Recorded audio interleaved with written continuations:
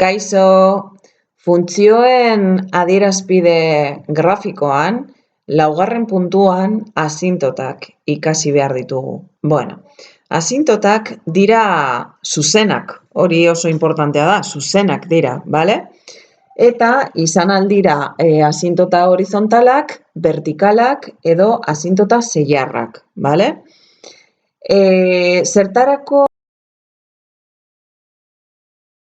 erabiltzen ditu zuzen irudikariak, bale? Imaginarioak. Orduan, beti marrazten ditugu grafikoan puntutxo hauekin edo marratxo hauekin marra esjarraia erabiltzen dugu marrazteko, bale? Edo zuzen esjarraia erabiltzen dugu desberdintzeko funtzioarekin, bale? Asintotak dira zuzen irudikariak, imaginarioak, eta funtzioa hurbiltzen da asintotara, eta gehienetan ez du ikutzen asintota, bale? Orduan, funtzioa hurbiltzen da asintotara, orduan, nik marrazten badut asintota, badakit funtzioa hurbilduko dela asintotara, eta ez duela ikutzen, bale?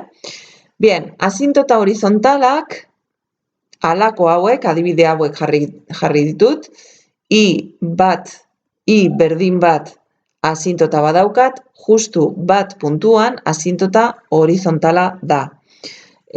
Menos bat puntuan, I menos bat puntuan asintota bat egon daiteke, asintota horizontala.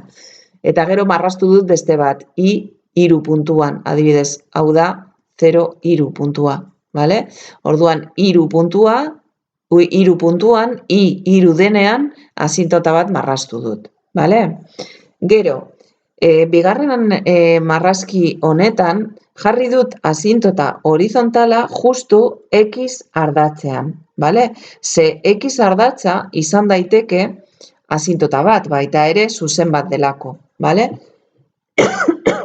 Asintota hori I berdin 0 izango da, baina existitzen da eta asintota da, bale? Infinitoan eta menos infinitoan funtzioa hurbiltzen da eta ez du inoiz ikutzen asintota horizontala, baina gurutzatu aldu, bale? Adibidez, puntu honetan funtzioak gurutzatzen du asintota, bale? Baina infinitoan eta menos infinitoan funtzioa hurbiltzen da asintota horizontalera eta ez du ikutzen, bale? Gero, X2 hirugarren marrazkian, X berdin 2 eta X berdin 5 puntuetan asintota vertikalak marraztu ditut, bale? Eta asintota vertikal baten ekuazioa izango da beti zenbaki bat, X berdin zenbaki bat, bale?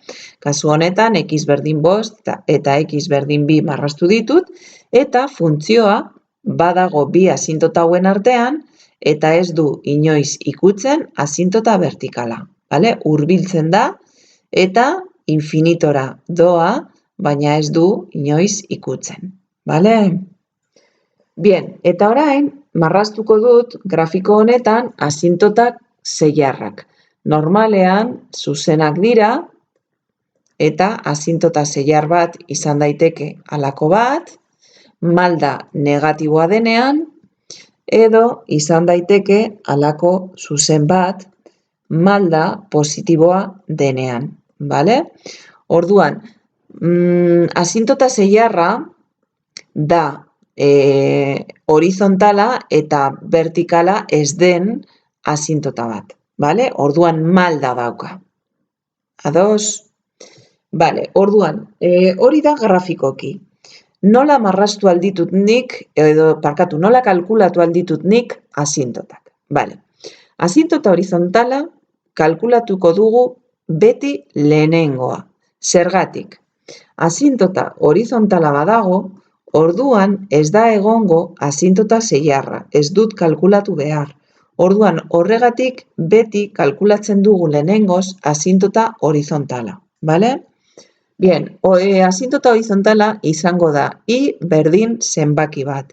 Eta zenbaki hori kalkulatzen da egiten funtzioaren limitea infinitoan. Bale?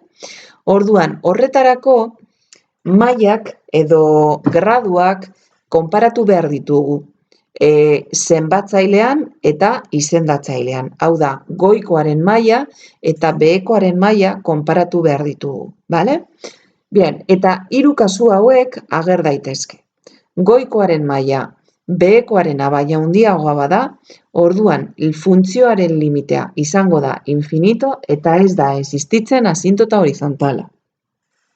Goikoaren maila behekoaren maila berbera bada, konparatuz, limitea izango da zenbaki bat eta existitzen da asintota horizontala. Eta zenbaki hori esango izuet orain nola kalkulatzen den. Vale, eta hirugarren kasua. Goikoaren maila behekoaren maila baino txikiagoa bada, funtzioaren limitea izango da 0, eta orduan I berdin 0 izango da asintota bat, eta orduan existitzen da asintota horizontala. Vale? A ber, hiru adibide hauekin ulertuko duzue oso ondo. Adibidez, lehenengo adibidean, 3x karratu minus 5 zati 2x karratu plus 1. Goikoaren maila da 2. Behekoaren maila da 2. Hau da, berretzaileak esaten digu zein den maila. Orduan, goian izango da 2 eta behean izango da 2.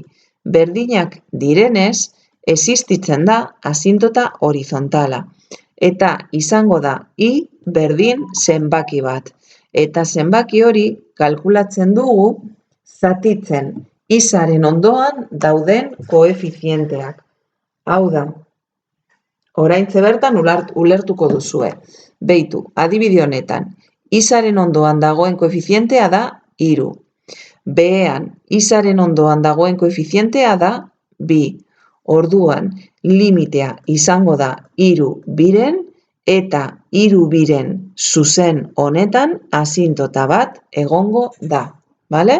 Orduan, zatitu behar dituzue izaren ondoan dauden koefizienteak. Vale? Zein da maila 2, ezta? Pues orduan, 2 horren ondoan dagoen koefizientea, zati 2 horren ondoan dagoen koefizientea. 3 biren izango da asintota. Vale? Venga, bigarren kasu honetan. Goikoaren maila da 3. Behekoaren maila da 1. Orduan, goikoaren maila, behekoaren maila baino handiagoa bada, limitea izango da infinito eta orduan ez da existitzen asintota horizontala. Asintota horizontala existitzen bada, orduan kalkulatu behar dut ia asintota zilarra dagoen. Kasu honetan, asintota horizontala dagoenez, orduan ez da existitzen asintota zilarra. Vale? Venga, hirugarren adibide honetan, goikoaren maila da 1 eta behekoaren maila da 2. Goikoaren maila behekoaren maila baino txikiagoa denez, orduan limitea, funtzioaren limitea da 0 eta I berdin 0 izango da asintota horizontala. Eta hau da X ardatza. Vale? Bien, hemen existitzen denez asintota horizontala, orduan ez da existitzen asintota zilarra. Vale? Orduan, mailak konparatu behar dituzue.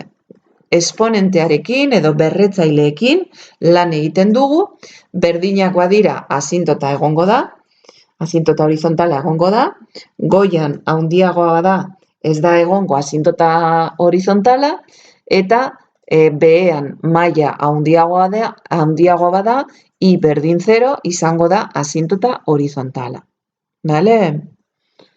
Venga, asintota vertikala. Kalkulatu behar dugu beti, baina batzutan ez dago. Vale.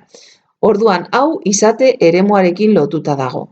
Vale. Kasu honetan, izate eremua izango dira zenbaki erreal guztiak menos 0.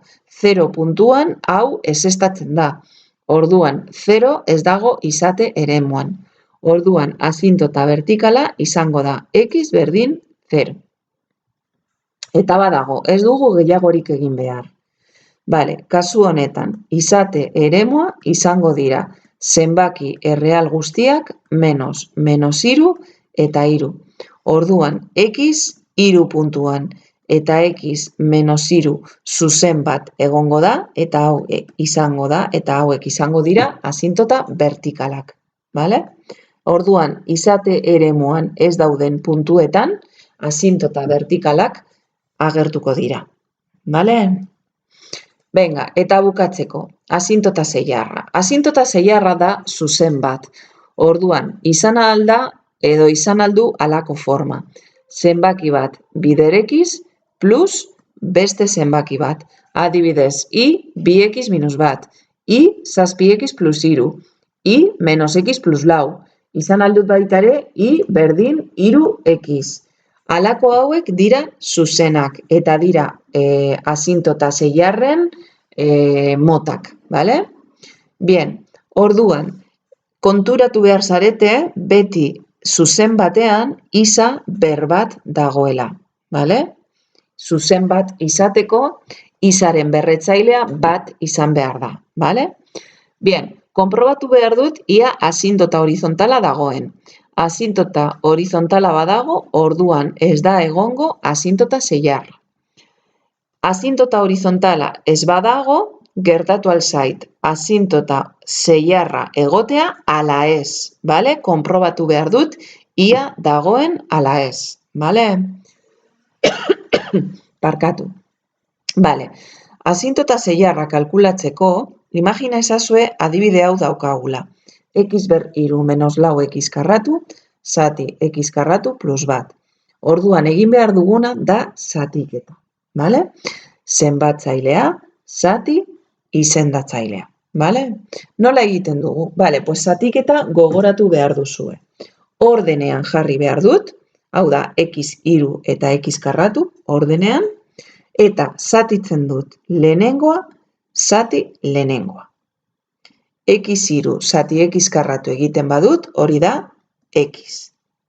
Hemen biderkatzen dut. X bider bat da x. Eta hemen zeinua aldatzen dut. Eta jartzen dut isaren lekuan. Bale? X ber 3 egiten badut, x bider x karratu egiten badut, hori da x ber 3 eta hemen zeinua aldatzen dut. Eta orain batu egiten dut. Hau desagertzen da, eta hau da menos lau x karratu menos x. Bale, oraindik zatitu aldut. Menos lau x karratu zati x karratu da minus lau. Hemen biderkatzen dut. Minus lau bider bat da minus lau. Eta hemen aldatzen diot zeinua eta jartzen dut lau positibo. Menos lau bider x karratu da minus lau x karratu. Eta hemen jartzen dut positibo, plus lau x karratu. Eta hemen batu egiten dut. Hau desagertzen da, eta hau da menos x plus lau. Orain, ja ezin dut ezin naiz jarraitu. Ze, ezin dut zatitu x zati x karratu. Orduan bukatu dut. Bale, orduan hemen lortu dudana izango da asintota zeiarra. Hau da, nire asintota zeiarra izango da i berdin x minus lau, isa minus lau. Hau izango da nire asintota zeiarra. Ikusten duzuenez, asintotaren berretzailea da bat. Bale? Bien, hau marrasteko baloreak emango ditut. X 0 bada i izango da minus lau, eta x bi bada, i izango da minus bi. Orduan, marrasten dut 0 menos lau puntua eta bi menos bi puntua, lotu egiten ditut, eta orduan izango dut marrastuta asintota. Bale? Egingo dut hemen. Bale. Asintota pasatzen da 0 menos lau puntutik, adibidez hemendik, eta bi minus bi puntutik, adibidez hemendik. Marrasten ditut, batu edo lotu egiten ditut bi puntu horiek, eta izango dut asintota zeiarra. Bale? Hau izan behar da zuzen bat, Ez dago bat ere ondo marrastuta, baina hau da asintota zeiarra. Bale? 0 menos lau puntutik pasatzen da, bi menos bi puntutik pasatzen da, orduan lotu egiten ditut, eta hor dago, i berdin x menos lau asintota. Vale? Orduan da, zuzen bat, eta badauka malda bat kasu honetan. Ados? Bale, pues badaude asintotak azalduta, eta, bueno, pues espero dut zuek ondo ulertzea. Bale. Gauza txiki bat bukatzeko. Noiz ez da existitzen asintota zeiar? Pues adibidez kasu honetan, x lau zati x karratu menos bi, ez da existitzen asintota zeiarra. Zenik zatitu egiten badut, zatikian izango dut x karratu. X karratu zati x bi egiten badut, zatikian izango dut x karratu. Orduan, i berdin x karratu ezin da izan asintota zeiarra. Ze esan dugu berretzailea bat izan behar dela. Vale? Orduan, goikoaren maila 3 bada eta behekoaren maila x karratu bada, bai, existitzen da asintota zeiarra. Goikoaren maila x berlau bada, behekoaren maila x bada, orduan kasu honetan ez da existitzen asintota zeiarra. Orduan, desberdintasuna goikoa eta behekoaren artean izan behar da gradu bat. Asintota zeiarra existitzeko. Vale? Orduan, batzutan, funtzioa ikusitan nik ja badakit ia zeiarra egongo den ala ez. Eta horizontala baita ere. Vale? Ze mailak konparatzen ditugu. Bale, pues hemen daukazu teoria, adibideak, eta espero dut zuek ondo ulertu duzuela. Vale? Bale, pues hurrengo bideoan, maksimoak, minimoak, gorakortasuna eta berakortasuna. Animo, bukatzen ari gara, gutxi falta zaigu. Venga, eskerrik asko, agur.